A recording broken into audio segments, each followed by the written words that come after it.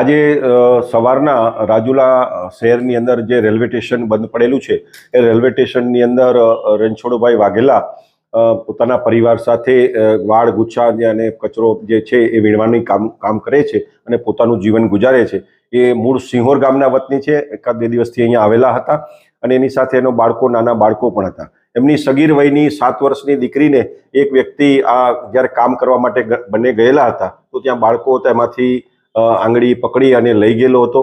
2-2.5 કલાક પછી એ ત્યાં આવતા એ દીકરી જોવા નહીં મળતા એમને તાત્કાલિક આજુબાજુ શોધખોળ કરી, બધાને પૂછ્યું તો આજુબાજુથી જાણવા મળ્યું કે એક આવા વર્ણનવાળો વ્યક્તિ એમને આંગળીએ લઈ અને જતો હતો, જેથી તાત્કાલિક એ પોલીસ સ્ટેશને આવતા અને આ બાબતની જાણ પોલીસ અધિક્ષક શ્રી હિમકરસિંહ સાહેબને કરવામાં આવતા તેઓએ તાત્કાલિક જે સર્વેલન્સના માણસો અને પોલીસ ઇન્સ્પેક્ટર રાજુલાના આઈજે ગીડા અને સર્વેલન્સના તમામ સ્ટાફને કાર્યરત કરી દીધા. ટેકનિકલ સોર્સથી તાત્કાલિક શોધખોળ કરવામાં આવતા આ વર્ણનવાળી જે સગીર જે દીકરી છે જેનું અપહરણ થયેલું હતું એ ભોગ બનનાર અને આરોપીને પણ પકડી પાડવામાં આવેલા છે અને એની પૂછપરછ દરમિયાન મારા સુપરવિઝન નીચે આખા ગુનાની તપાસ ચાલી રહી છે અને પોલીસ અધિક્ષક શ્રી હિમકરસિંહ સાહેબના સીધા સુપરવિઝન નીચે આખો આ કેસ ઉકેલવામાં આવેલો છે, જેની તપાસ દરમિયાન એવી હકીકત ખુલવા પામેલ કે જીતુ રવજી ગોહેલ ઉર્ફે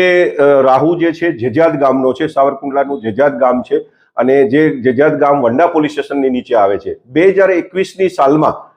આની ઉપર જ આ જ પ્રકારનું 5 વર્ષની સગીર દીકરીનું અપહરણ કરી અને એની ઉપર દુષ્કર્મ કરેલું હતું અને એ કેસ ચાલી જતા એને આજીવન કેદની એમાં સજા થયેલી છે અને 22/12/2023ના રોજ એ પેરોલ ઉપર આવેલો હતો અને 1 જાન્યુઆરીએ એને જેલની અંદર હાજર થવાનું હતું કેદી તરીકે, પરંતુ એ ફરાર હતો અને આજરોજ આ